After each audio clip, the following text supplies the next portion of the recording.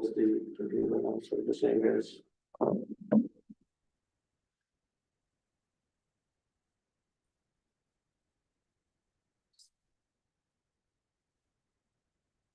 Exactly, no. This comes.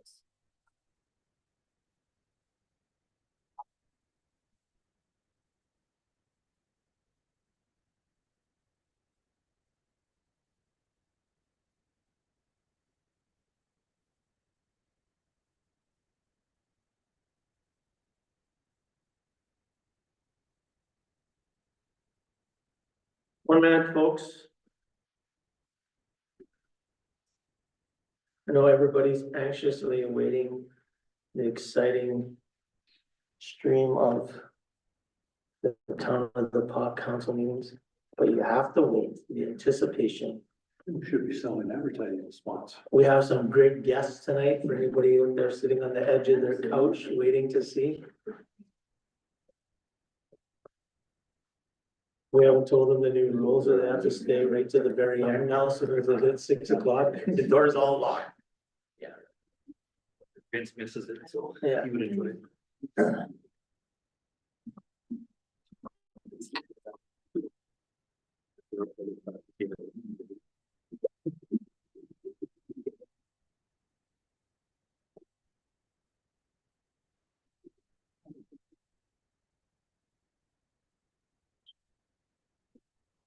All right, everybody, it's 6 o'clock. Welcome to the Town of the Paws, February 10th, 2025, regular council meeting.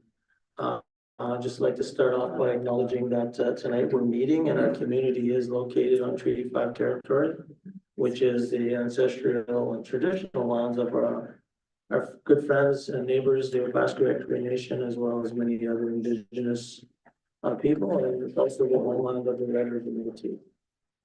So with that said, I will call the meeting to order. We have a full council tonight. Everybody's present. Somebody should have a resolution to adopt the agenda. Moved by myself, second by Councillor Allen. Just backing up here a second, we have one item there, 14.2.1.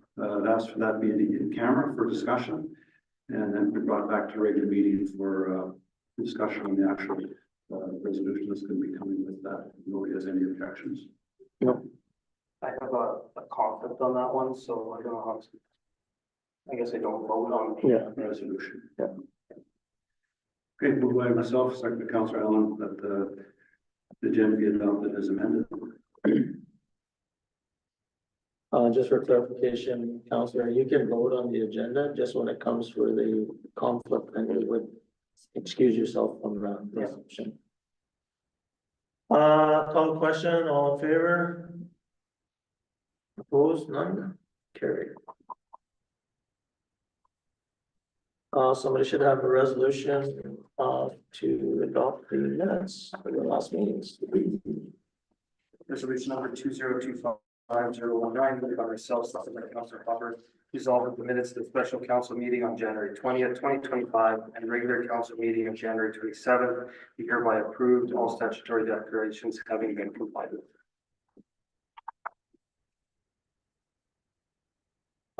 Everybody have a chance to review the minutes, call the question, all in favor? Opposed?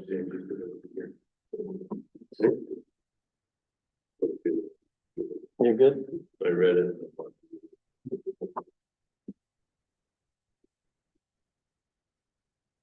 Okay.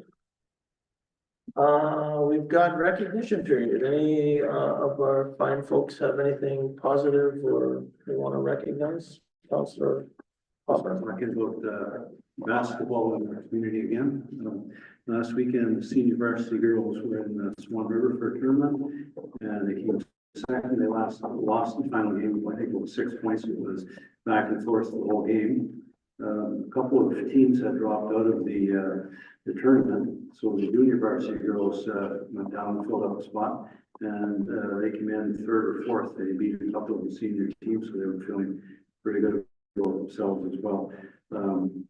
Next weekend, the zones for the junior varsity are in Flin Flon, and then the same weekend, the senior varsity are gonna be down in Warren.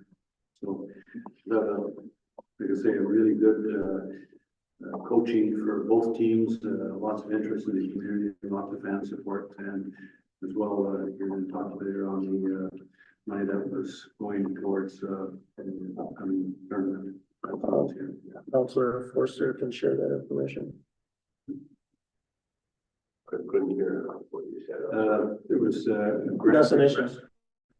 for money from the town for the basketball that's coming up in the community. And yeah, it's been approved by the DMC to give, I believe it's $8,000. Yeah. For the basketball provincials this year. No, that's great. Good. Anybody And else? as a segue with that, the tournament that'll be funded by those dollars, they were down this weekend in Lorette playing a tournament. They won 2 out of their 3 games. It's the senior boys, just to be clear. They won 2 out of their 3 games. I think that put them in 3rd for their overall.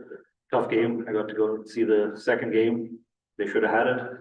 I think the assistant coach kind of. assistant. Yeah, that assistant coach let that one slip out of their hands, but they did have it for the longest time, and so it was a good primer for them to see some of the competition that they may be facing coming up in a month. Oh, that's great. Sounds like we've got some really good structure and programs with our basketball and volleyball programs in our community. Anybody else on anything? Just want to give a shout out to our crews for the cleanup job in along First and Fisher. It's nice to get that reminder of how wide our streets actually are. Also shout out to the fire department. I see they're pretty busy over the weekend again, so they're going in the cold temperatures there. And I just want to give a preemptive shout out for all the volunteers for Trappers Festival, the organizations that are involved with that, not just Trappers itself, which is obviously a lot of volunteers, but there's a lot of service groups involved with that as well. So it's good for them. And then finally, just also for the casino, they're their 23rd anniversary. Oh, And on the 15th is their 23rd anniversary, and they're doing the fireworks again. oh, good. Chance to see some fireworks. Pay for some of those.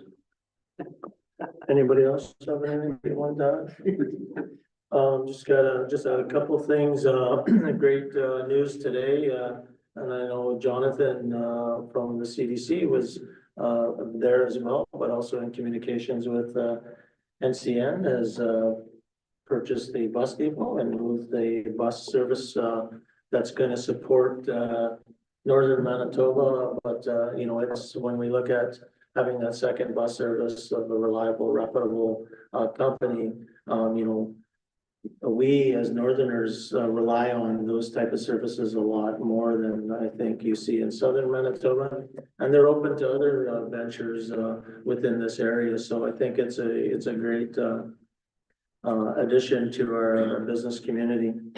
The second thing I'll just add is the aviation students with the Manitoba Northern Sector Council. They had a graduation last week, I think on Friday. And so they graduated 5 students from there from all across, one from OCN and the others from other communities in the north. I don't have it written down in front of me. I think Split Lake and Nelson. I don't want to screw it up, but anyways, that's good. It's a needed service and needed workers in the northern part of the country. And what's really beneficial is, you know, the great support that guys like our own airport does to support that training where they get some hands-on experience. Guys like Trevor will come in and do some talk with them. So it's a great program. The last thing, I got 2 other ones. U7 hockey tournament just past weekend, great, lots of volunteers. And I will, I had to message Sam right during the action. Great job by our staff during the middle of the school game that the MJHL was hosting. They had broke some glass as they were fixing one glass, and our guys were bang on, top notch NHL speed. So well done by the staff that came out and cleaned that up really quickly. I know there was a few comments that it was going to take a long time, and it was under 15 minutes. So that was a great job by them. Okay, with that said, anybody has anything else? We've got citizen period, and we have a couple of fine citizens here today, ready to come and visit us. Come on up. They'll be for the Graham construction on the apartment block. Construction presentation. They'll be the night, they'll be after some. Okay, well, any citizens? Okay. Next. Construction presentation.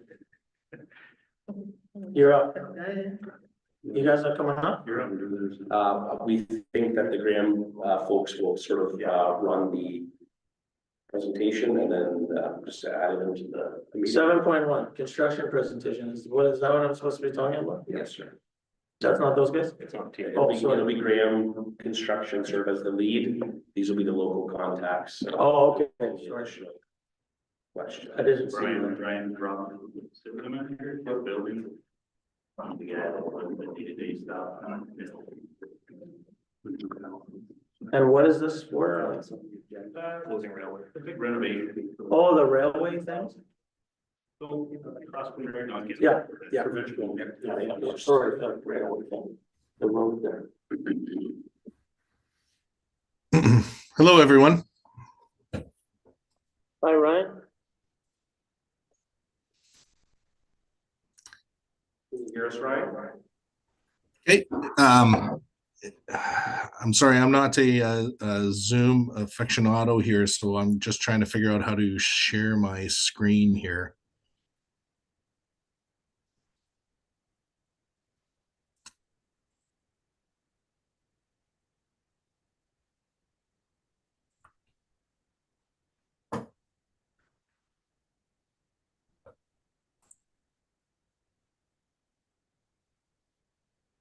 Share at the bottom, Brian, in green.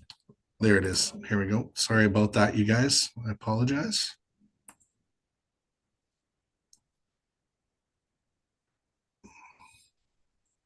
Just let me know if you can see my screen okay there. Second. Can you share a screen if you're already sharing that bottom one? That's exactly what I have right. Yeah, but what says? Who's sharing right now? Where it says you're sharing, is that sharing to YouTube or I can't read that from here? What is that? I'm just trying to share some drawings to go over with you guys to show you our proposal. Yeah, what I'm asking is, can you actually be two people sharing the screen at the same time? Which I don't think you can, but I'm not 100% sure. Let's go with this.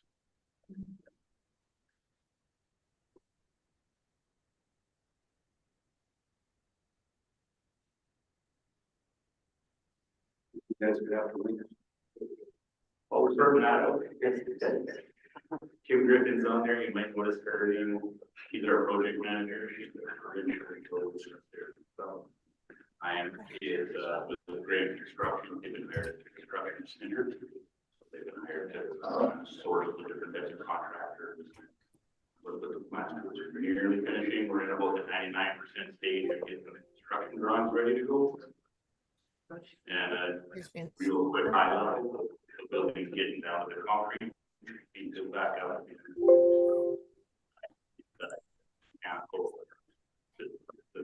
Pretty big. Like you're tearing the building down? Just, There we go. just got a couple of the home. We think that it did. When they built that big concrete into it, still in good shape. So they'll still use the bones for it, but all the new stuff's coming out, the windows, all of that stuff inside gets taken right out, all the electrical, plumbing, everything's coming out of there. Being worried, right? Or get everything. Just let me know when you guys are ready and we can take you through. Well, we're ready. I'm not sure if you're gonna be able to share, so. Okay, it shows that I'm sharing on my end here. We're still working through it on our end. Okay. I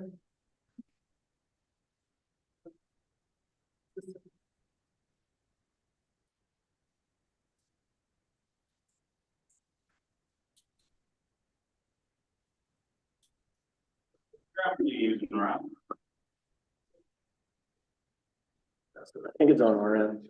It's gonna just. Yeah, I was gonna say that my counterparts here in Winnipeg can see my screen right now, so. We're technically sharing those things.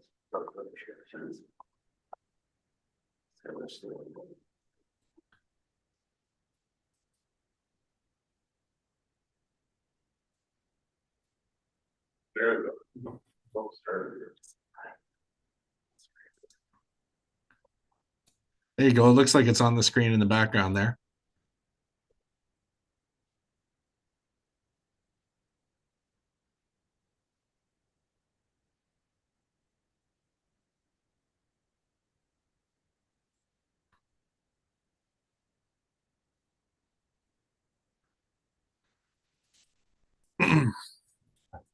Sorry about that, guys. It's no problem. Just let me know when you guys all have your connections ready and we get started.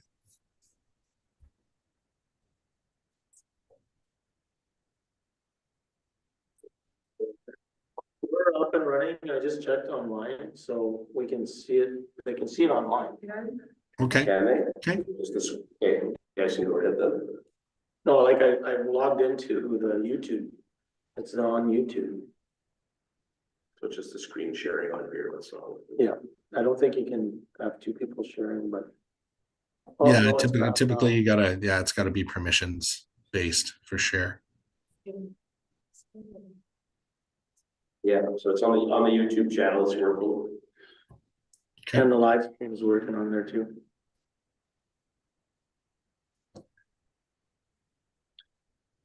All right, Okay, well, well, anyways, Yeah, we can get started anyway. I'll just do a brief introduction here. So thank you everyone for allowing us to present tonight. My name is Ryan Ambrose, so I would be the project manager working on this project from Graham Construction here in Winnipeg.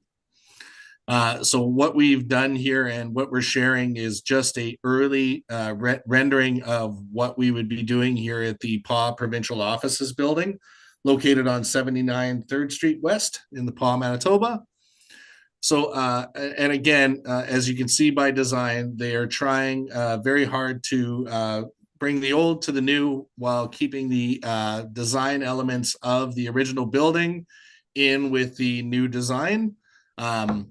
Again, incorporating new sunshades in to mimic the existing sunshades on the building, putting in new accessibility ramps, things along those lines.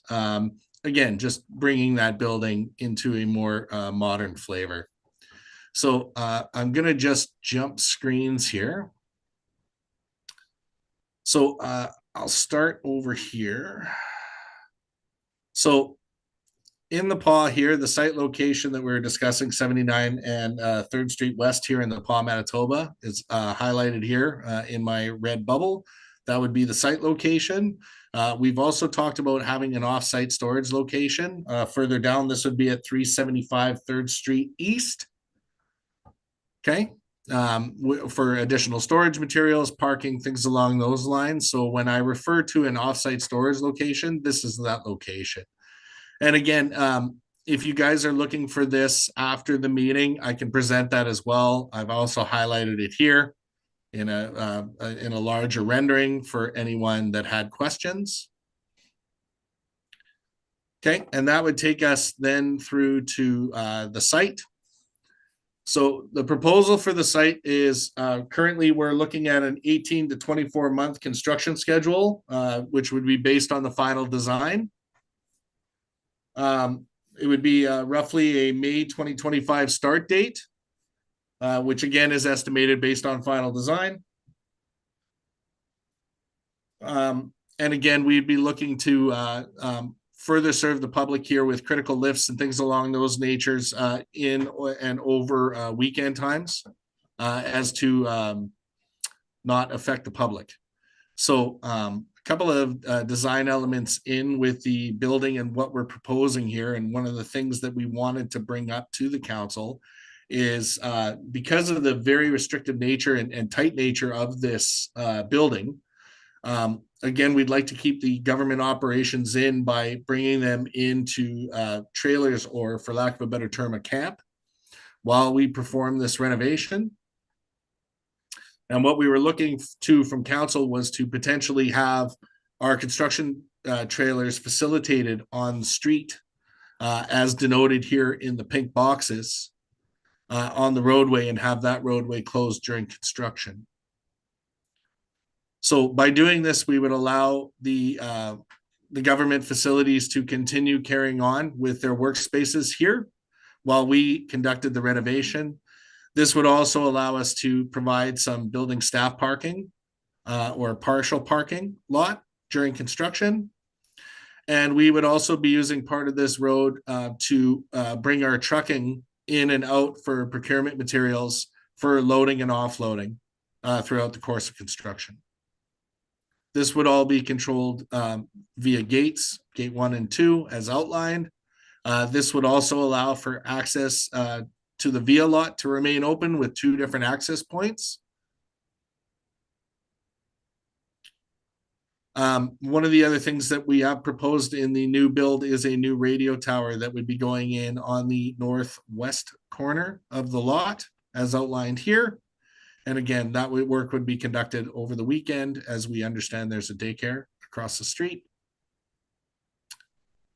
to minimize impact to existing site or public. So this, we feel too, would also allow for traffic to still flow through on the adjacent street. And because we wouldn't need any additional parking areas, we're facilitating it on site. It should keep that lane open for the public as well as additional traffic. Any questions so far, guys? Or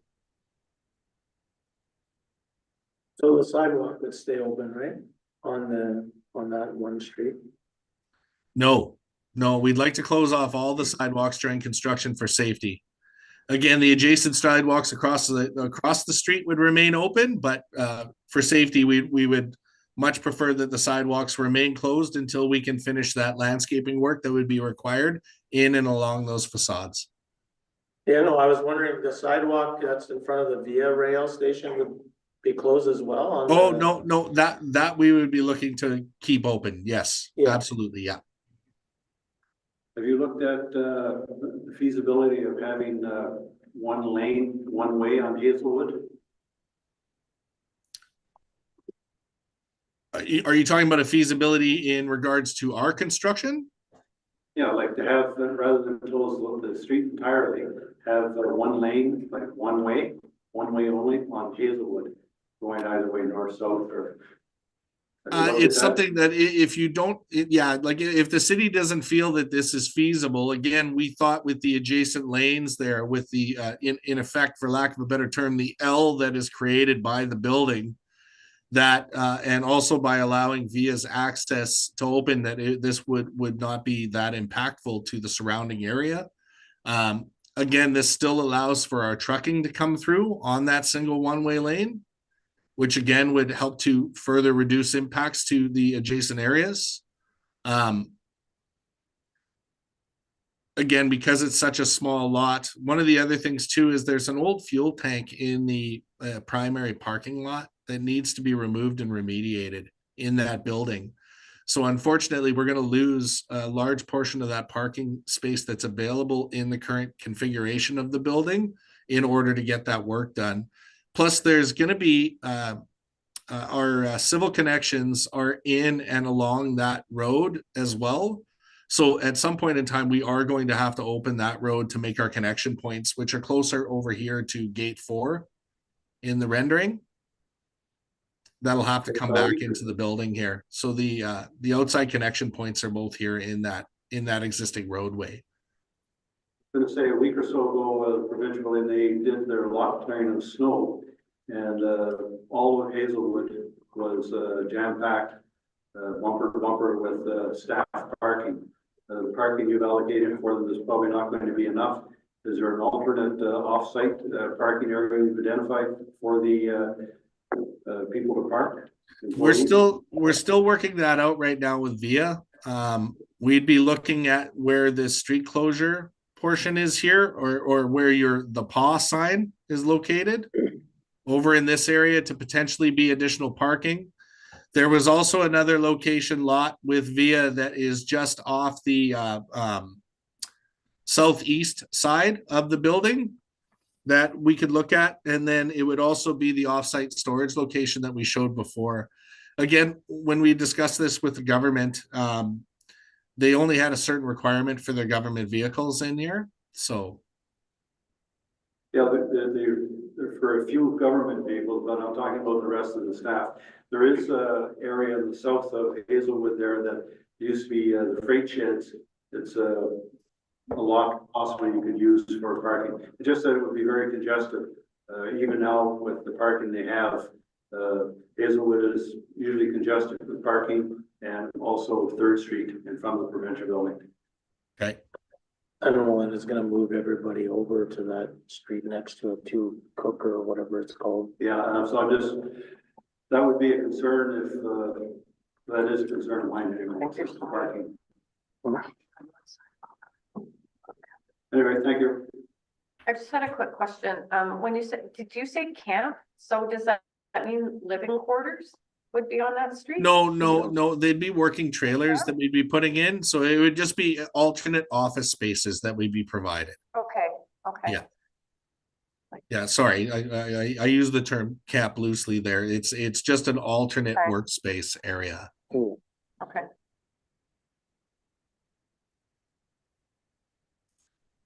Again, so and then takeaway that I got from you guys is the primary concern here is parking.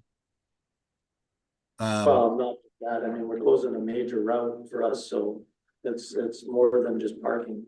Like to be able to see that one way on Hazelwood somehow or other. Okay. One question I had, how many parking spots are there currently in the existing parking areas? And then how many will there be after you're done? Well, currently, like we're still in design. So we're at 99%, but this is what the new configuration of the parking lot would appear like. So it'll be the exact same number theoretically? I believe it is increased by, I think, 2 or 3 spots. The footprint of the building is not really changing. No, I the guess, footprint of the building is staying the same. So other than the radio tower, the new ramp, the footprint of the building is yeah. Same. So so for council, like, well, what do we want to do? What are we looking at that road there? Is there 18 to 24 month closure? I'd like to see if you can incorporate in your design, having Hazelwood one way, at least one lane open for traffic. Yeah, question. No. Hazelwood one way and which way? Preferably East, west? North, you're saying. Yeah. towards the tracks. Towards the tracks, going towards the I tracks think and that's south. self. See, becoming blind. Well, you don't have to cross traffic that road. So like one way this way? Going towards the north, east. Yeah, so that way you're not closing, then that way you're not coming across traffic to go down that one way anyways. Then you'd be the far curb lane of your proposed closure. Yeah, so the via side lane, Yeah. and you want to see that stay open for traffic. Yeah. Okay. And if it was that easy, then we don't want to close any of the road then. I see you guys over here smiling and nodding, so we're not, I just want to add, I'm not opposed to closing both. We thought closing Ross Avenue when St. Paul's went up would be detrimental to the town. We all grew to it, being a 2-year process. I mean, Yeah. as long as Ross Avenue doesn't become overly congested with construction and parking where it becomes almost impassable, I wouldn't have a problem with I say closing it off for that 18 months or And 2 I years. don't know if this is a question for Graham Construction or if it's to the province. Like, will the public still be able to come and access services at the building? Because if you have a construction fence on Third and on Ross, how will people access the building? Well, that was the intent of having it with the side open to the via sidewalk, was to have public services, like public be allowed to access that trailer setup for the continued work off of that sidewalk. Right. So I guess what we're hearing is that if we could just look and see if we can have a single lane, and if that's doable, and I guess if it's not, and it's you must have the entire road, then just send us the request and council will deal with it. Okay, well, let's again, let me take it back to see if we can make it work. But again, the problem that we run into with that is now you're forcing the public to come across an active road, which is now one way, in order to gain access to the public facility, like to the public facing facilities that'll be open. That's what I'm going to have to take back here to see whether or not we can make that work. They're not again, crossing. Well, if It this wouldn't be lane stays open, right? Yeah, but if it's staying open and moving from the bottom of the sheet to the top, then it actually, they're more merging with the traffic on Third, and you couldn't turn back in that way. You could only go one way. It would be a do not enter. So the only traffic you're gonna get is coming up the road, not. No, but No. still, to like right now, by the current configuration, you'd have to cross that lane to access the government trailers. That's what we were trying to avoid. So, Where would they be coming from? well, they'd be coming off the sidewalk on the via side, right? Like here, let me just go back to that other drawing. So the reason we designed it in this nature, and again, I'll zoom in a little here, was the thought process was the sidewalk stays open. And this allows the public to have an area in which that they could reach these services here. And again, there's no good way with the program that I'm using to show gates or any of that type of stuff here, guys. So the intent was to create this so that you could access these services in these trailers day to day off of that sidewalk route. And this is also where we are still trying in talks with VIA about seeing about accommodating parking for that same services. So that was kind of the thought here, was to keep that and then try to maintain that construction access here for unloading and loading.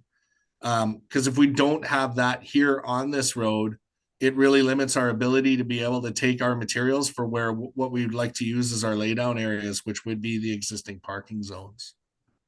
People cross that road now. The employees cross it to go to work after they park their car. People cross the road to go to VIA. There's lots of foot traffic here, so I don't think that would really impact it. But again, if you could do it, Yeah, make it one way would be better for us. If you can't, tell us why, and if you kind of explain that now.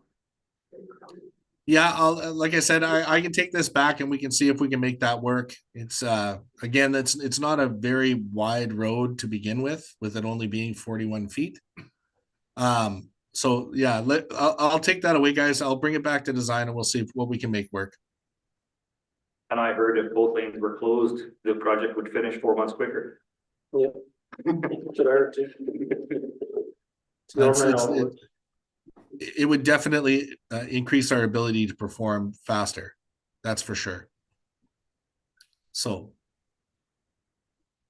And I guess, just for the aesthetics of this, if we go ahead, now that we're here, and I know it's early in the program, we've got a major construction project. I'm sure there's all sorts of controls around that with noise and dust and, garbage and coffee and all that sort of stuff.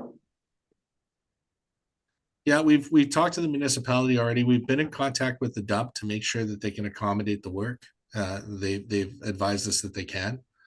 Again, we're gonna be putting up a 12-foot fence was the intent. So, as a barrier with a, it'll be screened off with a 6-foot construction screening. Yeah. Um, No, that's good. Okay, Yeah. well, I guess the action is let us know if you can go to single lane. If it's not, let us know why you can't. Send us something and we'll, council make a decision on it. When do you, need like, how urgent is this? Well, that's probably in the next couple of weeks. So what I would look to do is I'll take this back to design. We'll spend a couple days on this, see what we can come up with, and then I will send it back to council. Is there anyone in particular that from council that I should be sending this directly to, or is it CC everyone here? No, just send it to our CAO or to Sam You can send it to me and I can forward to the CAO and then it'll go. on our next meeting. We have a meeting in 2 weeks. So. Yeah, so. Okay. Are you able to divulge the overall cost of this? Ballpark? Actually, we're still working through it. Again, we're in preliminary drawings, so it's not fully hashed out what that total cost is going to be. And again, that I would put that back to the representative from the government. Again, we just hit our 99% drawing, so that's actually what we're working on right now. So as Grain Construction, have they already won or been awarded the contract? Yes, we're well for pre-construction anyway. Okay. All right. Well, thank you. Anything to add from the folks in the room here? Nothing for me. No. Okay, we look forward to getting your information, and like you said, our next meeting is February 24th. So if we get that by that date, I'm sure we can council can make a decision real quick on that. Quarterly meeting in on the agenda. Well, Wednesday noon prior. Yeah. Oh yeah, absolutely. Yeah, you'll see this in the next in 5 business days. So okay, that's wonderful. Thank you very much, everyone. 1 second, Really appreciate your time. 1 second. Well, this is more for administration on our side than Ryan, but when this first came up to our attention a couple months back, I had asked for information regarding traffic volume on Hazelwood.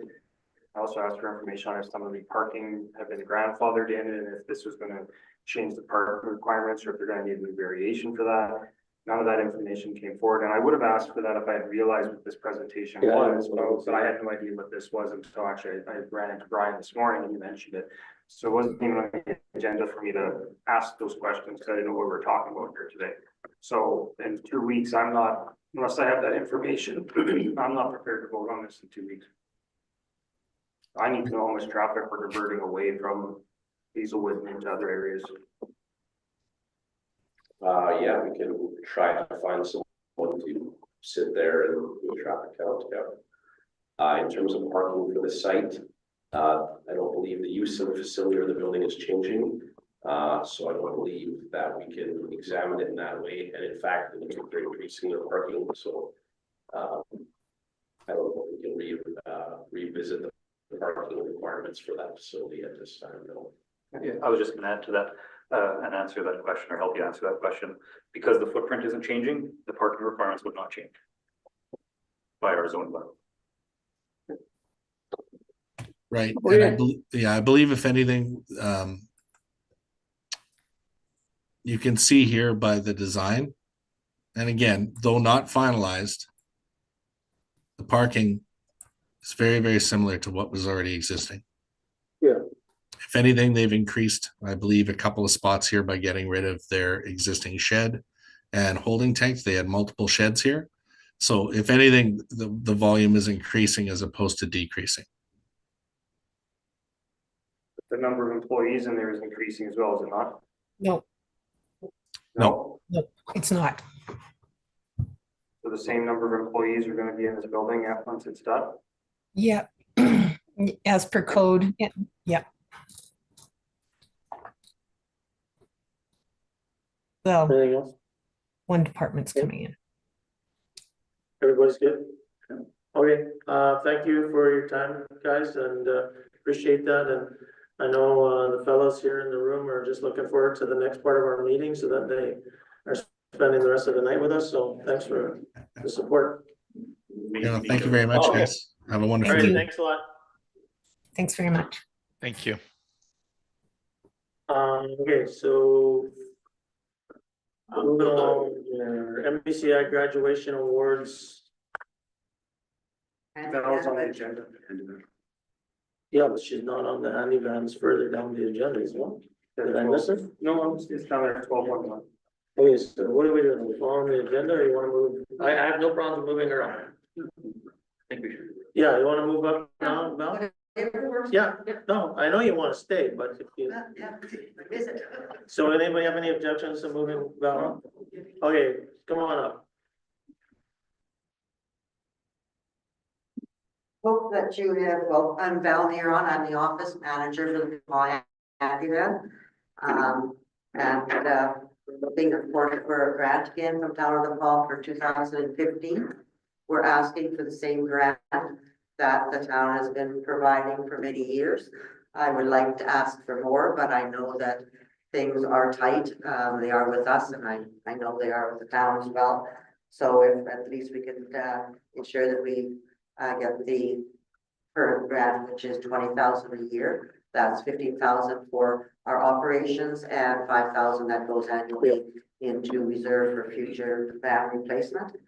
I hope you all received copies of my letter, our 2025 budget, and our year-end financial statement to December 31st. Of course, the financial statement is not finalized until after the audit is done, but I'm sure it's fairly close.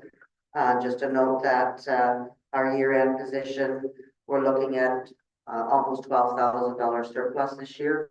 We're very careful with our funds between all the grants and the radio pledge show we have every year. We've been very fortunate to be able to put funds away every year, and I'm not too sure if we're going to have that opportunity this year. If you look at our 2025 budget, or I'm forecasting a deficit almost $20,000. This is the first deficit in, I'm going to say 10 to 15 years, and I can't find anything to reduce. We talked earlier this evening, the $20,000 we received, handyman received from the province.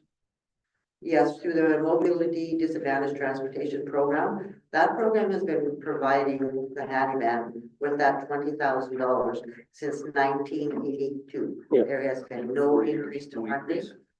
And the council could have that somewhere on their agenda to maybe take it forward through AMM. I'm sure other handybans within the province would have the support of their councils to join you in an effort to try to get that funding increase, because $20,000 in 1982 was a substantial amount of money that goes nowhere now, absolutely nowhere. It's a pathetic amount. The province gives more money to sports and culture and recreation and et cetera, but to help people who are mobility disadvantaged, they seem to have left us at the bottom of the pile. So well, it's good timing, Val, because there's lots of government people here during Trappers. We have an opportunity to actually plant the seed with some of those individuals while they're here. that would be great. We And will. like they're always talking about helping out people who have disabilities, et cetera.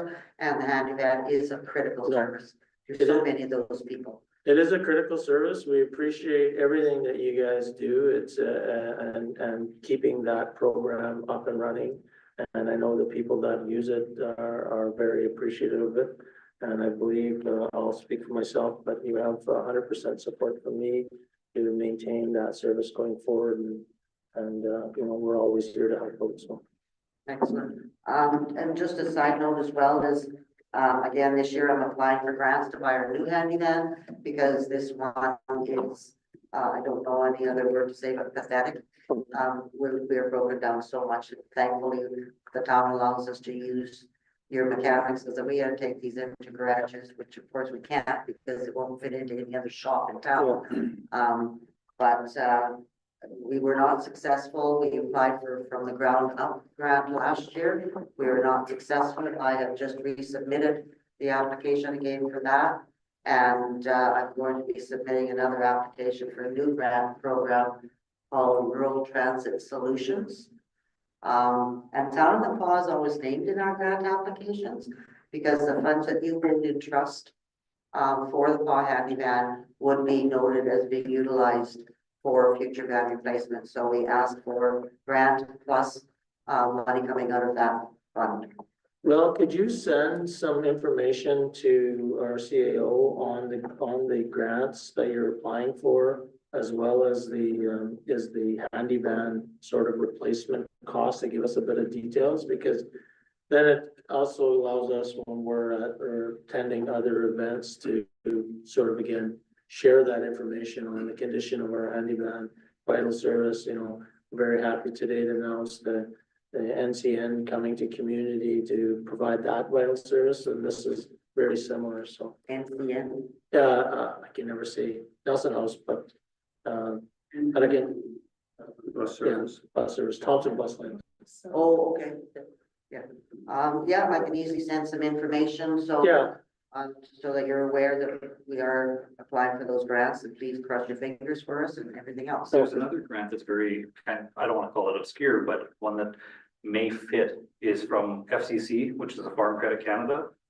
They do a lot of grants with a lot of community groups, especially community facilities, things like that, fire departments. That's why I know about them. And I think their cutoff is coming up right away. If they haven't changed the mandate, it might fit into that. FCC, Yeah, Farm Farm Credit Canada. Yep. And you They think, offer grants. They give out a couple $1 million every year. I know I've looked at many grants. Yeah. And we don't fit criteria so many places, we just don't. Might be fit. one worth looking at, because I said, I know they do a lot of community initiative projects. So how much is the handy van worth? I did a cost estimate with some of the companies that provided, we're looking at around $150,000. So that's, I think that's fairly close to what our cost would be to purchase a new handy van. We're not looking at buying the same size one we have now, we're looking at buying a smaller one. It'll be more cost effective to operate it, and our drivers have always said in Town of the Paw, if we've got a number of people, it takes you 5 minutes to go pick up a second load of clients that need be. Doesn't seem that long ago, but I remember on the board there, we were buying a handy van there for around 75. Yeah. A number of years ago. Well, our last handy van, or the one we have right now, it was $115,000 in 2017. And just council's aware that if the handy van runs a deficit, the town is. Fix that up. Yeah. But our deficit this year, if you look at our budget at the bottom statement that's approved by the board, is we would recover this deficit from our surplus. Yeah. We do have surplus. So with all the town gives us now, we don't want to ask for further funds from the town. So for this year coming forward, we know that we can recover our deficit through the surplus we have right now within our own funds. But says it's just with all the rising costs, I just can't keep it under that amount. Val, when was the last time the town increased what they provided? Oh, it's been a lot of years. I'm gonna say 20 years, probably close to. That's a good point, Councillor, and maybe our increase, because the operating costs are there. If we are thinking about increases, maybe that goes to reserve instead for vehicle replacement. One of the reasons it hasn't been increased over the years is because we are ultimately responsible. Yeah. So we've come up with a plan. Yeah, there was a time where the town was recovering deficits annually, but it's been 15 years at least that the town has not had to recover a deficit for us. And like I said, and with this year, we can recover it from within our own funds, but going forward, costs are not going to go down. If we have a little bit of smaller van, we might save a little bit more fuel, but not enough to make a humongous difference.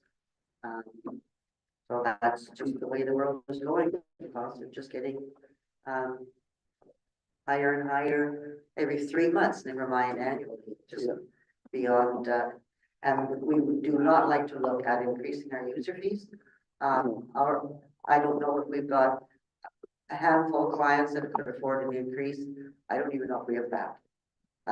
They're all seniors or low income earners, and all you do is create people as shut-ins. Because if they have to pay more than $5 anywhere in town, they're looking at not being able to go out as much because they don't have the resources to do that. So our board always looks at our rates every year, and we're always in a position that no, we can't charge them anymore. This is not something that our users can afford. Any further questions? So thank you for your time. Thank you. All right. Okay, so let's jump back to the agenda.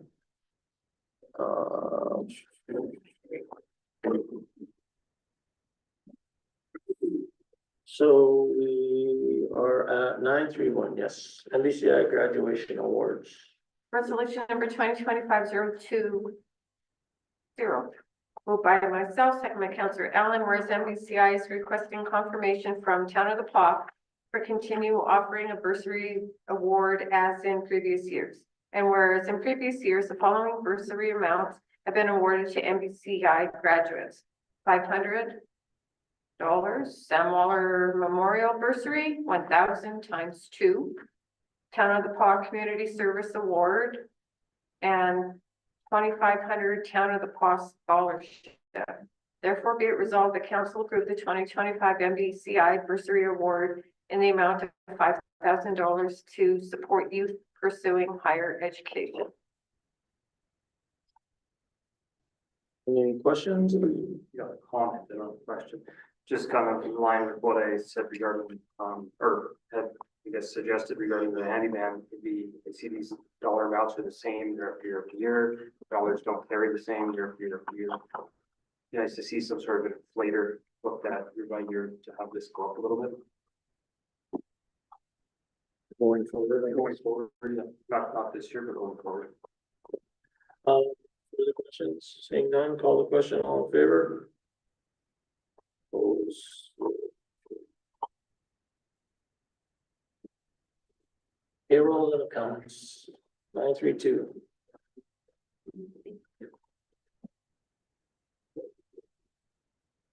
Resolution number 2025. Moved by the South, second by resolve the council authorize the following accounts. Pay period number 3 in the amount of $124,517.38. General checks number 32242 to 32283 in the amount of $79,897.37. EFTs in the amount of $218,493.17.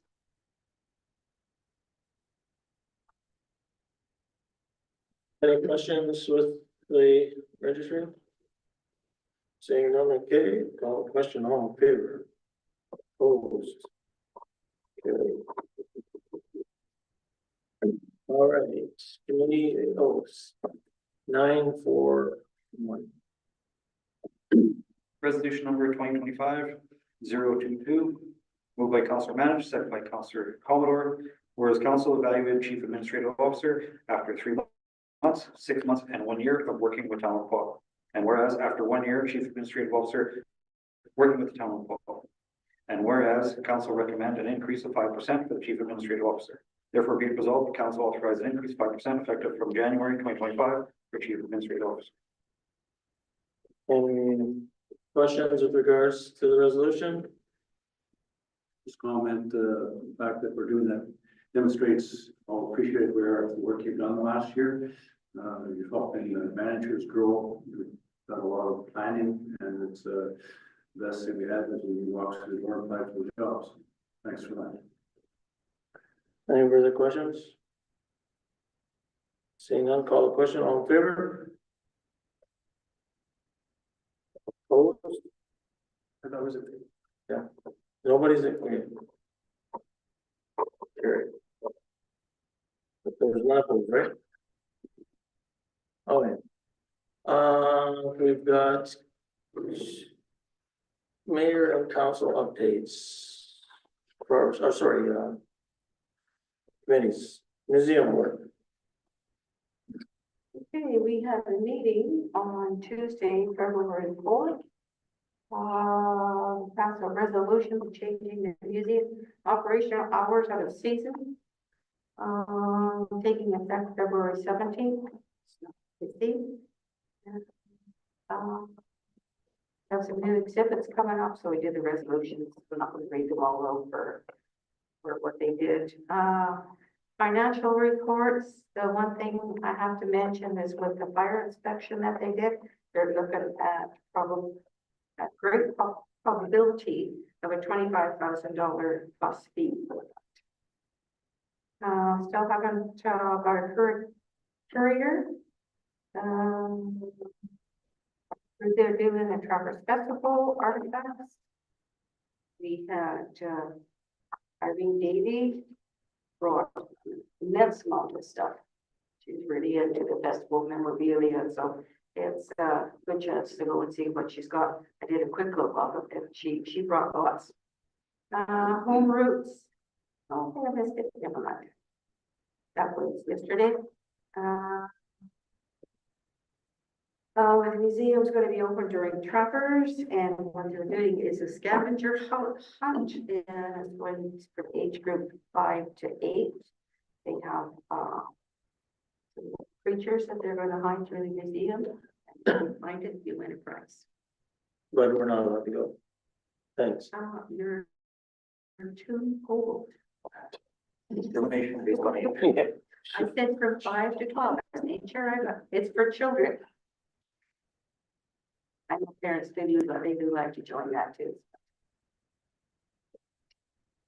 Yeah. Camera. Meeting was canceled last week due to lack of quorum. I didn't get a chance to hear how the lunch and learn went. Maybe Jonathan can let us know if it was a success or if it was how it went, but maybe not. But good. It's 6. And tomorrow night, they're gonna do a quick, just to get ready for festival, so we are having a quick meeting tomorrow night. CDC, nothing, we don't have, when's our next meetings? Hopefully meeting next week. Next week. Destination marketing, Councillor Forster. Other than the professionals got going through, but I also like to thank I've never dealt with that kind of thing before. She was very helpful with me, for me to move forward with it. So I'd like to thank her for it, but looking forward to seeing the professionals afterward. Meeting next one. Cedar Lake. Vision Quest is in May this year, 14th and 15th. Registration is open. And also February 14th, Wascana, 9 till noon. There is the legal responsibilities of boards that is still open for registration. And that's all. Recycling, Councillor. There's a meeting tomorrow. We've already sent Mary Gretchen, won't be able to make it, but I would ask if that's okay with council, if we ask our CEO to send an email to the manager of recycling for prior to tomorrow's noon meeting, just asking her to come and present the recycling budget and give a couple of alternate dates. At 4 o'clock in the afternoon, we have our finance meetings. So we can send her an email tomorrow morning, just give her 2 dates, the reason for 4 o'clock rather than the council meetings, because she resides in Cormorant and it's dark going home and the road is not the best, so that would probably work best for the manager. Okay. And that can be done within the next, the budget's been passed by the board, so it's just a matter of having it brought here for Q&A on it, if there's any. If nobody has any objections with that. Oh, Other than that, the truck has been purchased, all there, so that's good. Are there decals on it now? I don't know, I haven't seen it. Okay. all right, library board, Councillor Allen. Hopefully there's we're trying to schedule one, but the Trappers going on, I wasn't sure if we're gonna have one. tentatively for Wednesday. KSD. We met last week. We have been discussing the renewal of the agreement between Kelsey School Division and Town of the Paw. And I think we're getting to a common ground. And Graham will be reaching out for our next meeting date of the two that we've chosen. And once that's completed, we'll bring it back to council. Youth Councilor Aniola. Our schools have been working on the Trappers Festival activities as per usual this time of year. MBCI has also been planning to send some students for the Skills Canada competition. Oh, okay. We have some people doing job skills, public speaking, photography, etc. And we are still going to do the local competition before sending anyone out of province. Didn't we, didn't the town support that? Or was there a request for a grant last year for that? Hey, Yeah, there was a request. and we did, I we think it was didn't. for $500. Okay, I don't think there's that. okay. Good, perfect. Just a question. In the last council meeting, we're talking about grants to organizations and so on and so forth. For Trappers Festival, I had asked if we could reach out to them, just get a financial statement from them, just as we give them in kind, probably close to $20,000. Not that I'm expecting anything nefarious or just business as usual. Like to see the financials. I don't know if we received Yes. anything that. No, I sent an email to them. Immediately, council asked me, and I've not received acknowledgement from. I think they usually run, when I was on the board once, I think they usually do their audit in April as well. After Trappers closes up, because they have to wait to get all their grants in. And Even last Yeah. year's, send us last year's. yeah, no, that's a good, Maybe we're not giving them enough money. Yeah. So we see that. okay.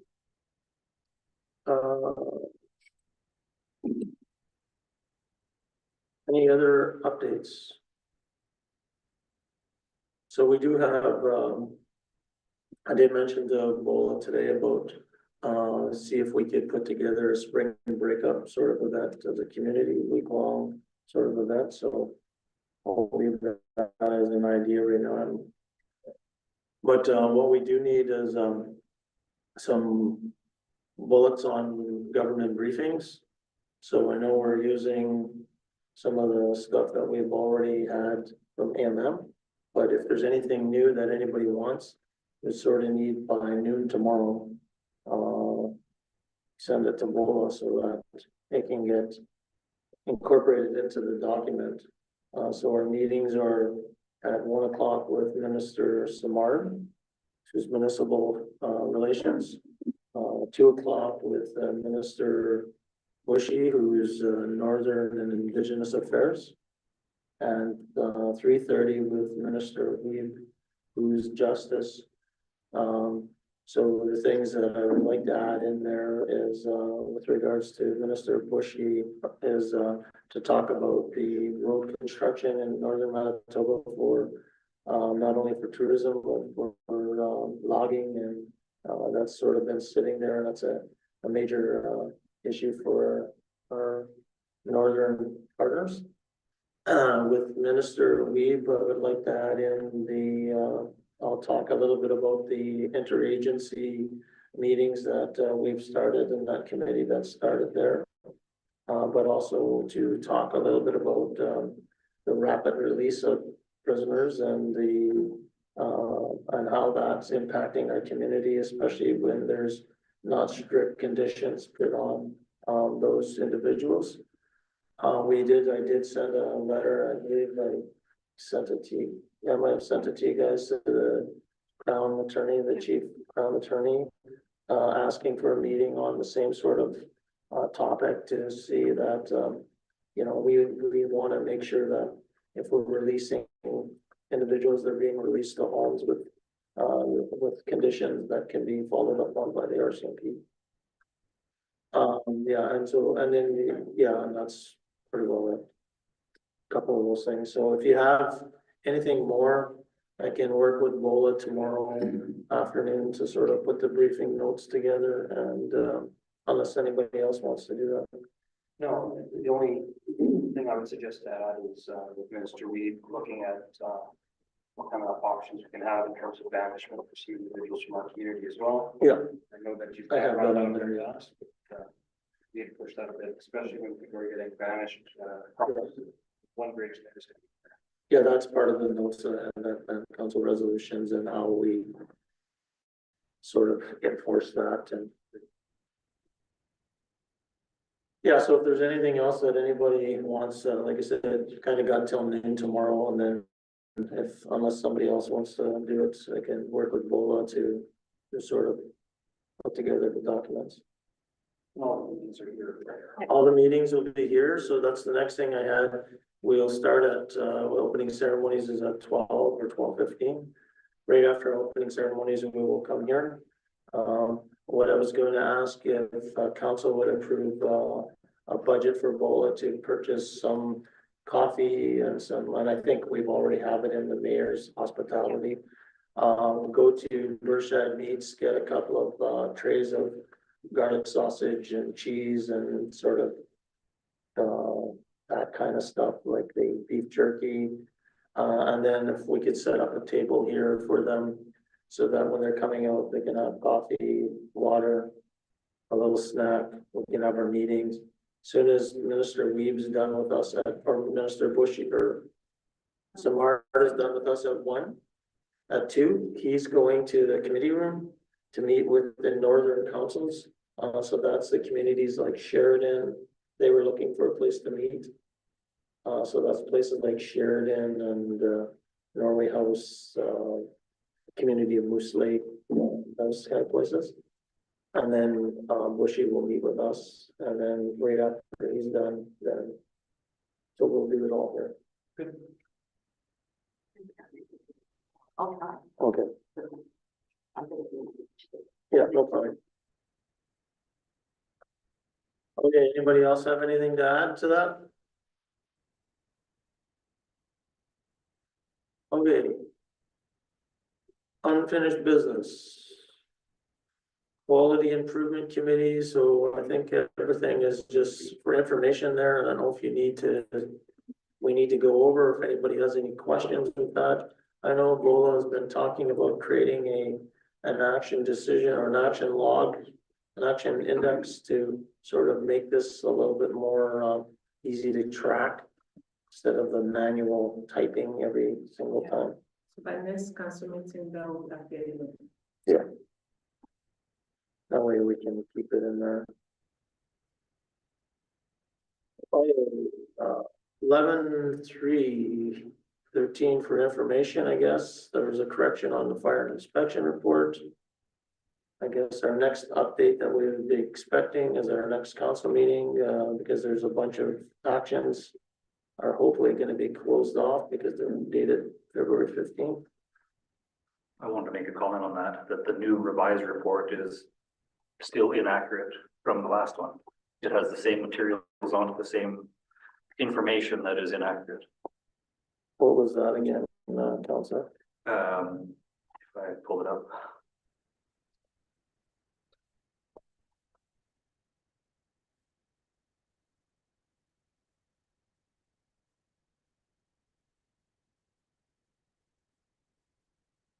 So again, as Councillor Halper even pointed out, having panic hardware on the back door, not necessary. Things are grandfathered. Instead of me explaining, because it seems to not be fully understood, I don't think. If I pull up right from the fire code, it's a note that attached to understanding how the fire code and the building code works. That note states, it is not intended that either the National Building Code or the National Fire Code be used to enforce the retrospective application of new requirements in the building code to existing buildings. So asking to do renovations or changes that were part of the original build is an error. Therefore, us spending money and putting things where they don't belong or don't need to be is a waste of resources and money. So that's number I3. Let me go back to it. So we'll just. There's a couple there. Again, Panic Hardware, as we had talked about at length. And then the ones where, again, he's saying. Sorry, let's just take time to look. I see housekeeping would be one. Yeah, that would be a normal. Where the room door, Yeah, not the room latching, should be that's, latched. you know, housekeeping Yeah, sort of those are stuff. all so things, the yeah. Patching holes. Yeah. Installing that fire rated door. Nowhere is there a required fire. So rated that door. doesn't, so H2, Bola, we're saying it's not required. Yes, he has provided me another report. apart from Which, this. sorry? I have another report that just gave me, and H2 is not there again. And another. Okay, report so- is- Okay. So, Let's get an update for the next meeting with the last report, okay, with the. H1, I can just make a note, H1. He doesn't, I think he's missing what happened in that. This is talking about the access into the garage where the RCMP garage is and into the back hallway. That's what that's relating to. So the opening that was created in those two spots, which went through a process even before previous fire chief, we're talking as far back as Chief Petzold, the documentation was there that because you're going into the exact same fire separation, you're expanding a space, but you're not changing the fire separation requirements because the fire separation requirements are identical in those spaces. Oh. Therefore, it's not applicable to say, we got to patch this hole and we're going to close in this door because the fire spread and the fire resistance ratings of that construction is all the same. It's not a difference, right? So if the fire was to go to that hallway, you're not creating an unsafe environment because they're constructed in the same manner. And the doors that exist there, like into the back laundry room, which is a service room, into the back storage room, into the back vestibule that takes you outside, as well into the garage, are all fire rated doors as required to compartmentalize things. So So I guess if just identify the areas that could be concerns on, we give them a roll and Yeah. the next meeting we can sort it out again.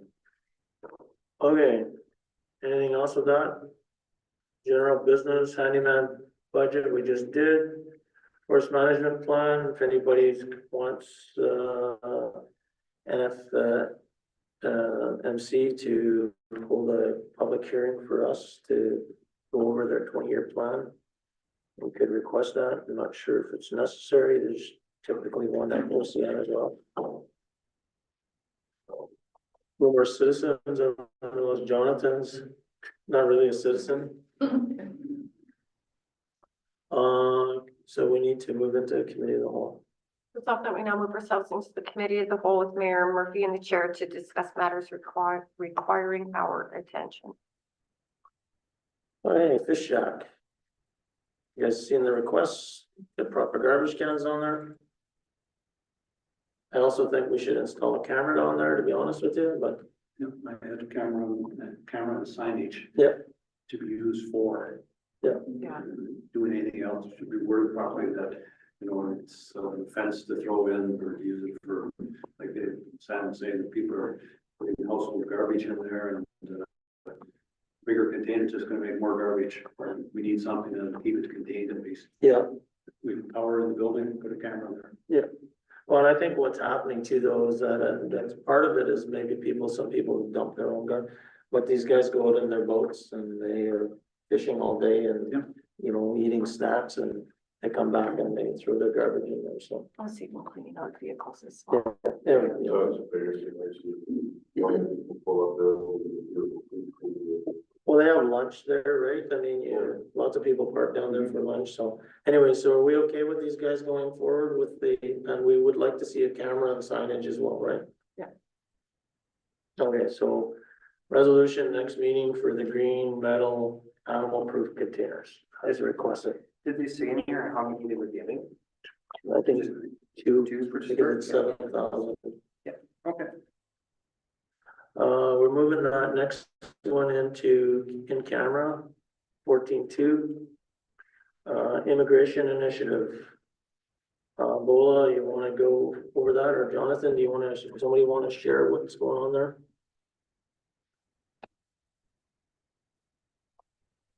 just the one that, I will have to start with Yeah. the road issues.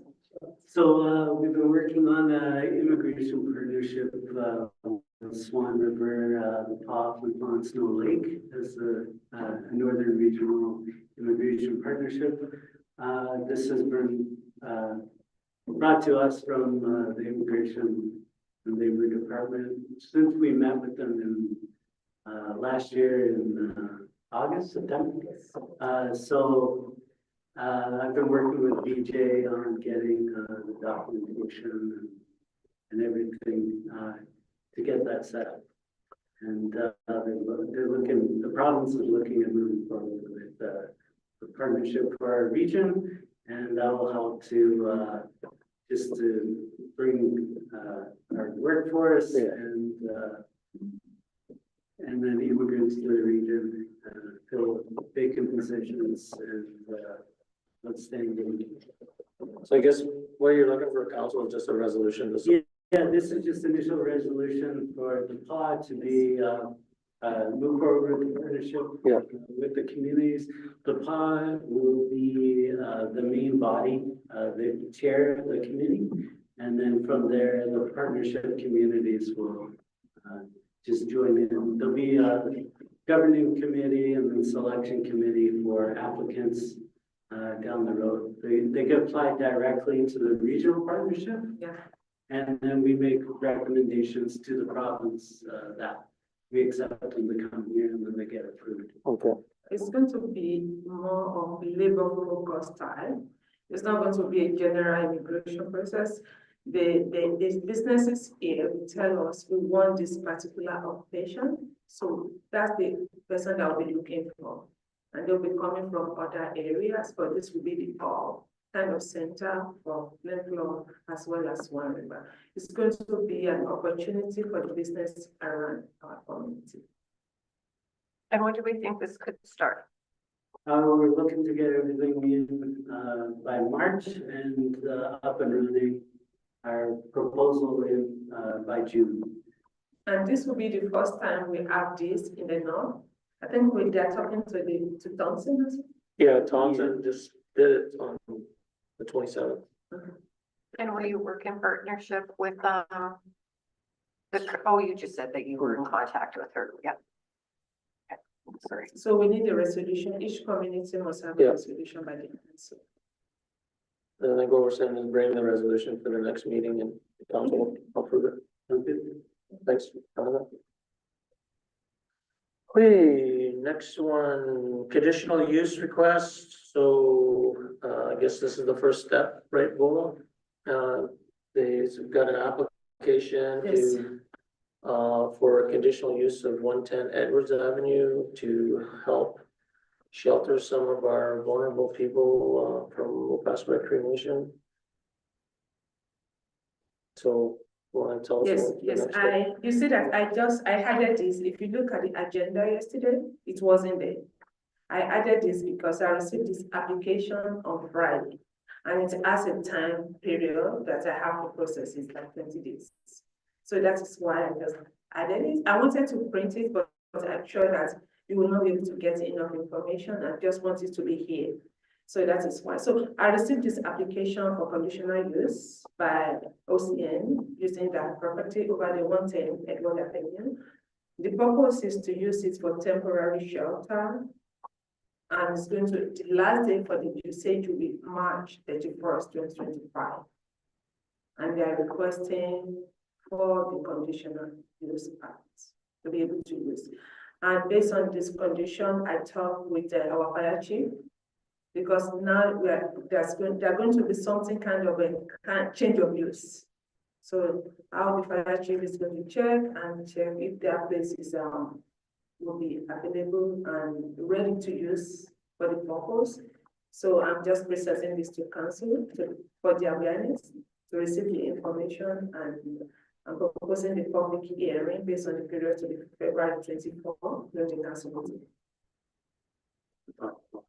By 5 o'clock, since the council meeting is 4 o'clock, I mean 6 o'clock, unless the council wants to change it to another day earlier than this. letters have gone out to the surrounding area. Yes, we have the surrounding area, so the letter is going out tomorrow after this discussion. So we have their typical address, so they are going to get the notification for the public hearing. Just as a reminder that I'm not in person on the 24th. Myself and Jonathan, as we talked about in council, are traveling to linkages in Thompson. And the hearing is, general public, and that general public plus the surrounding area that they want to come and speak Yeah. for or against it. So Just a process. depending on timing, we might try to leave at noon or something, and so that I can dial in for the council meeting that night.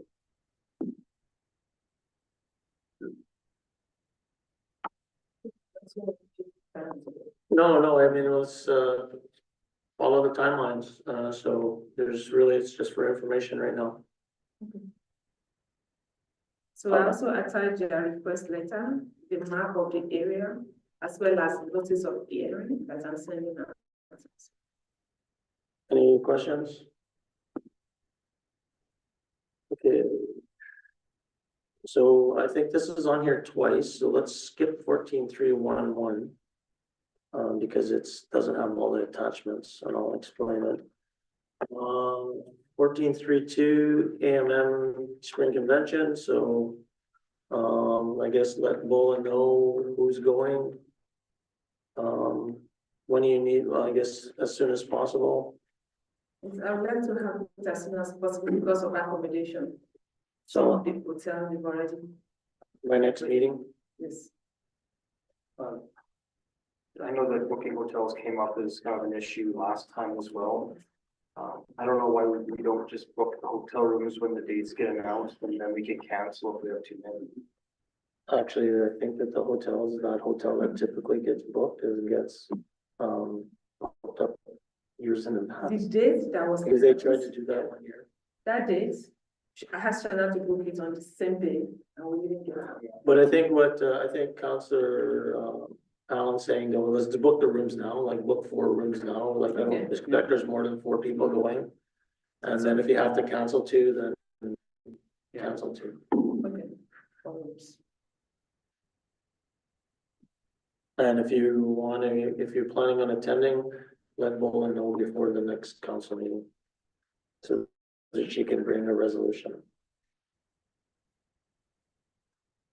Okay, council indemnity. Yes, So- I prepared this issue sheet because I noticed the last time that this was done was 2023 December. And because we are working on the budget now, I want to know what the council wants and before we incorporate this into the budget. Questions? Just a note, that bylaw 4556 is reading, unless they've changed it, it's still showing that 1/3 of the money is received by mayor council is tax-free. That is no longer the case. Yeah, So That should be amended. Okay.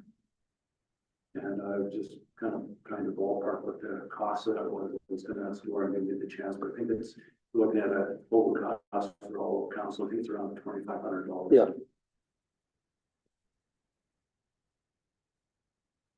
I don't even, yeah, so. Okay, so I guess bring a resolution next meeting. Okay. Everybody looked at the reports, looks good, nice to see them. I like the CSO report, is very nice and simple, and that looks good. Yeah. As a business downtown, and I talked to numerous businesses, they're greatly appreciated. I've received a lot of feedback on how helpful they are as well. You guys are doing a good job. I also received, I met with the Wasco manager, regarding the airport reports. If you have any question or something that I need to bring in, the airport manager.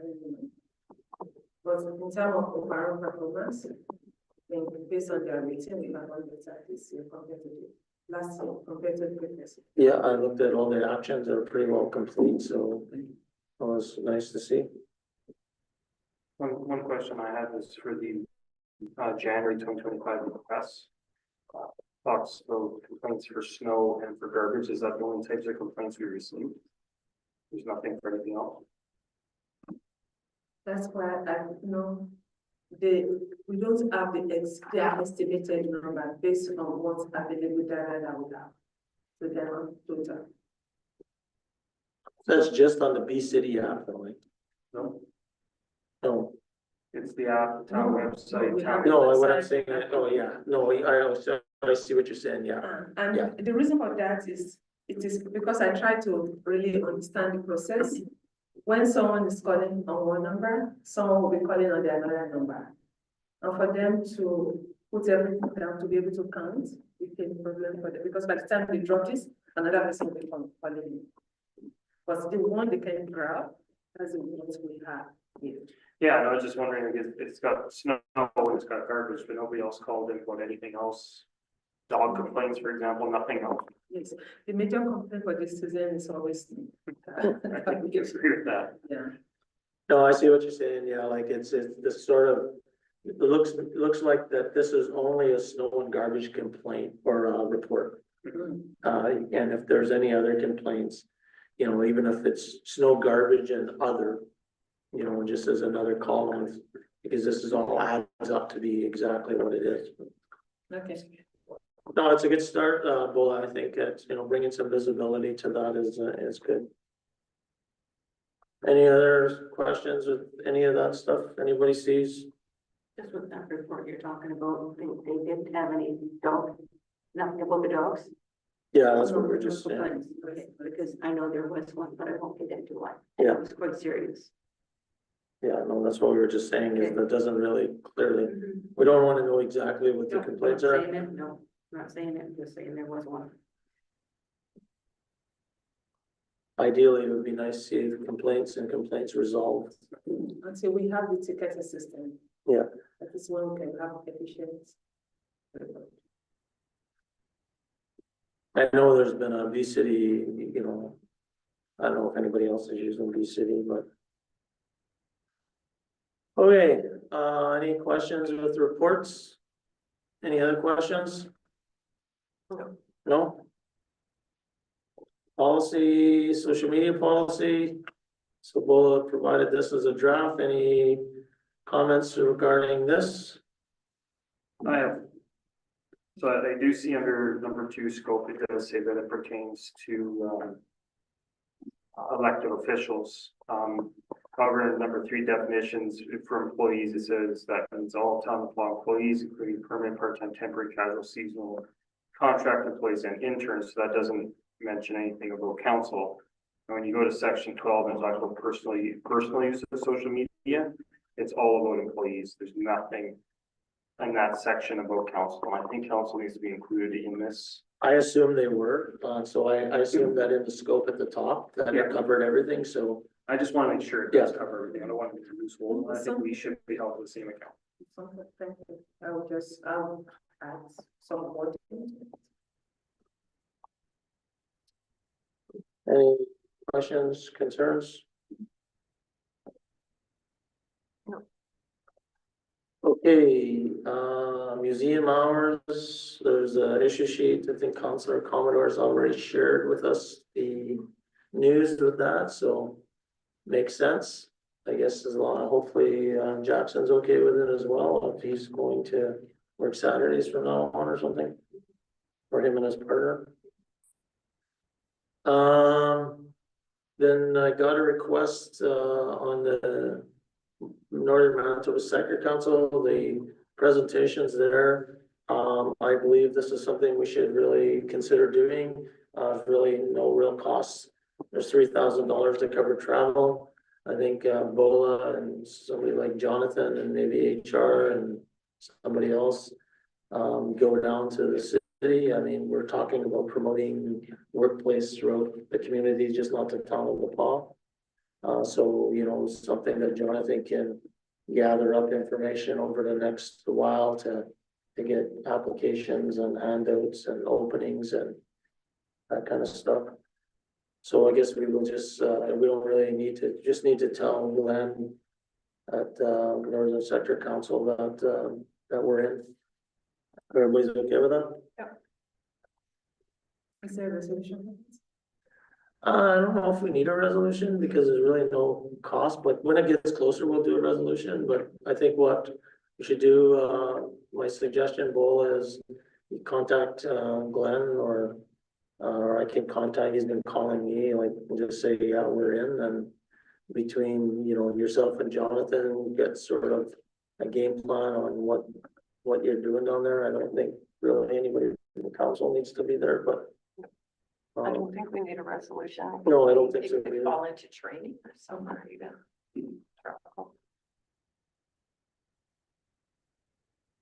Okay. And then, special service levy, Counselor Hopper. Just, I think everybody has a handout. For our viewing public, the special service levy isn't another tax. It's basically carrying the police costs to our residents of town of Clough. I want to talk about a fair tax. This is a fair way to distribute the tax burden. RCMP costs roughly around $3.9 million, and what we've done is any residents other than we've taken out apartment blocks. Apartment blocks are out, commercial buildings are out.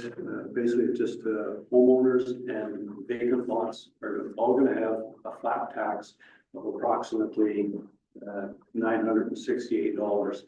You're already paying part of this now in your taxes, but what it's going to mean is higher end properties are probably their tax will come down a little bit, the overall tax, and what the benefit of that is we have people coming to town asking to build and buy a lot. The first thing that they say is the law has really high taxes. And one of the benefits of this, sharing this, making this equal across property owners within the community, everybody pays the same. When you build a home, your taxes are going to be less, because no rate's going to go down on these properties. We've talked about this, various councils have talked about this over the last 3 to 4 years. It's not something new. It's done elsewhere. For instance, Department of Kelsey have several special levies, and they can do it on different things such as garbage pickup and various things like that. So what we're proposing is to do the police costs under a special levy, and our goal is to have it done this year in our 2025 budget, and have it, all the assessments loaded on the tax roll for this year. We are going to have a public forum, public meeting, as we just had a few months back at the arena. We'll have another one for Q&A for any individuals who have questions about it. It'll be thoroughly explained. I think council is fully on board on this. And again, it's not a new tax. It's just a fair way of dispersing the high police costs in the community. One of the other things council has been trying to do over the last number of years is lobby the federal government on our policing contract. We pay an extraordinary amount for that. Right now we're understaffed. The individuals, our members here, it's no reflection on them.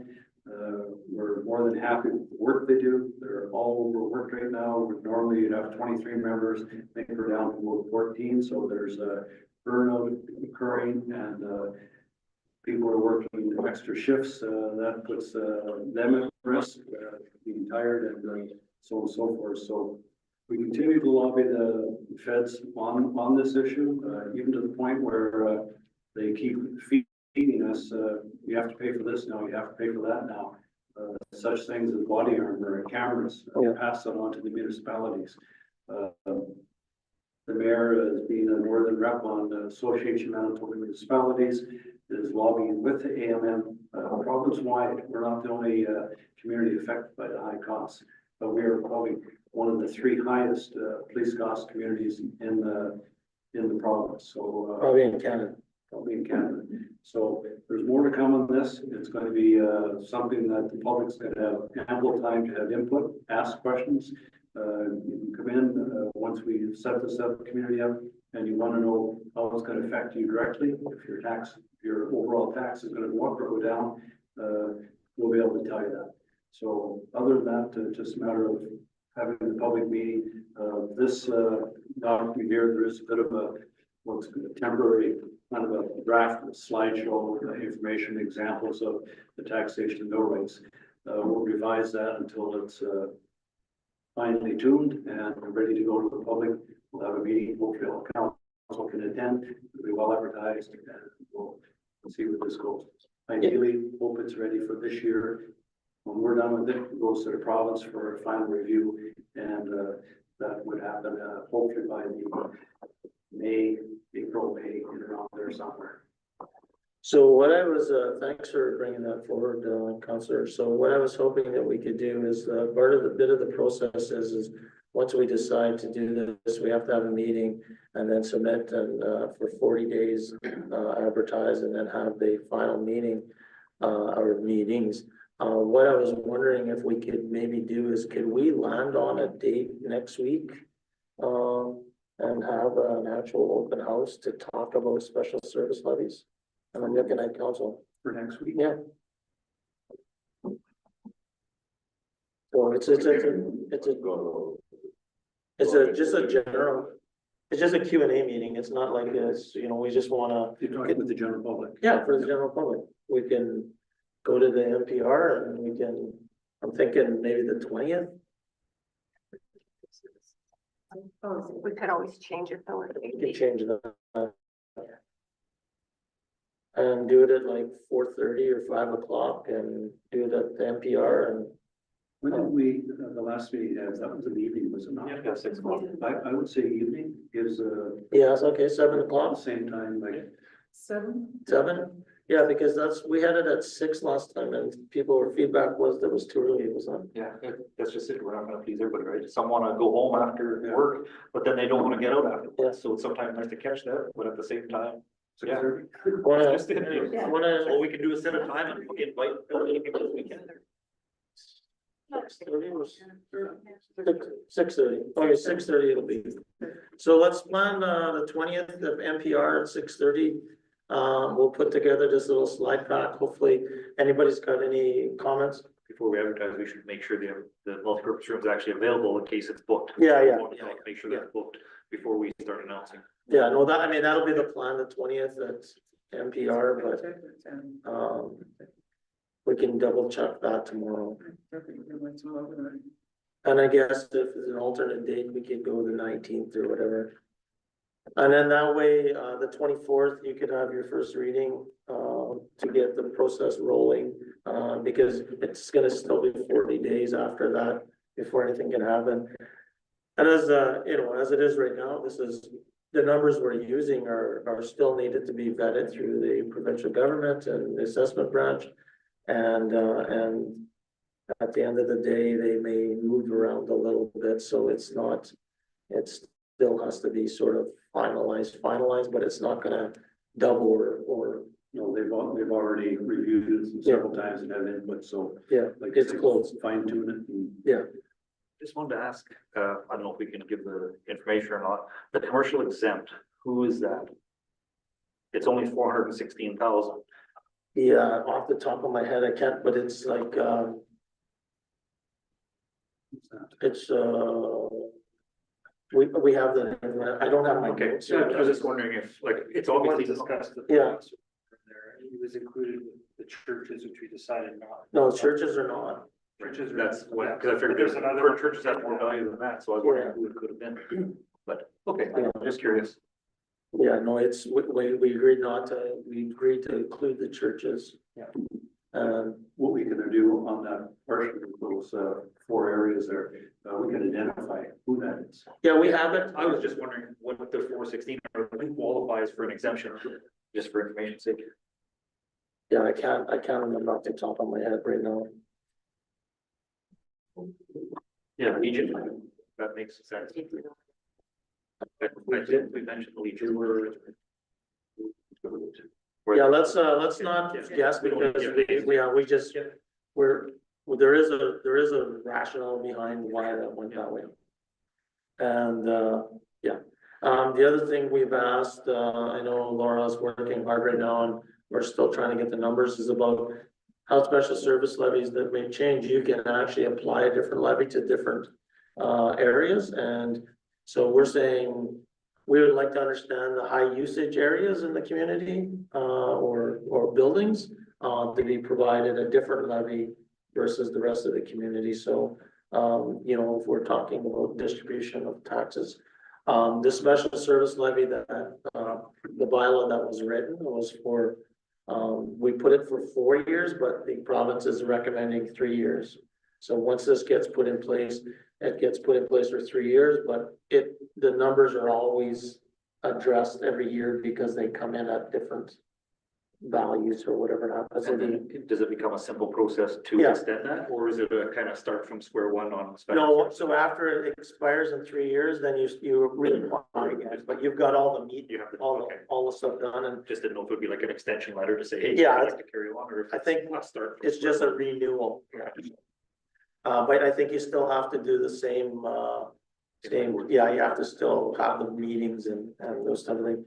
And the other thing is we noted is that, as we've been talking before, this kind of thing Councillor Hopper mentioned, the 3.9 million, it went up from the 3.7 number that we've been using.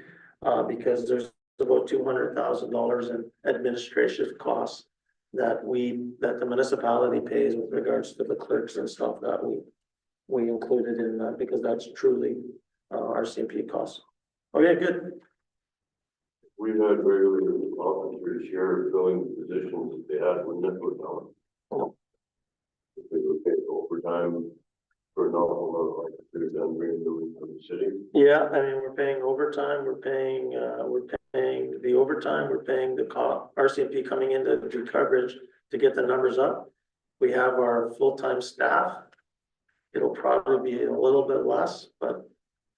And again, it won't affect the special. No, levy it that doesn't takes affect. itself. And the other issue we have is that, the invoicing, if you ever seen the invoicing from the RCMP, it's very difficult for us to get the details that we need to be able to understand that it's talked over up. It's, And we want to be on the high end and on the low end, Yeah. otherwise we're covering that cost Yeah. somewhere else. So. Yeah. Okay. So that's that.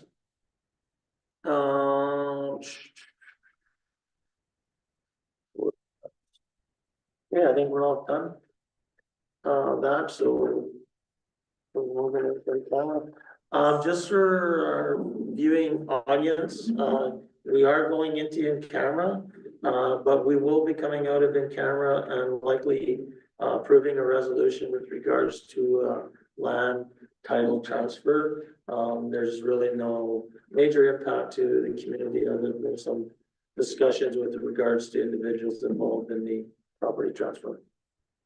Resolved that we now move ourselves into the in-camera portion of the committee as a whole with Mayor Murphy as the chair to discuss matters requiring power extension.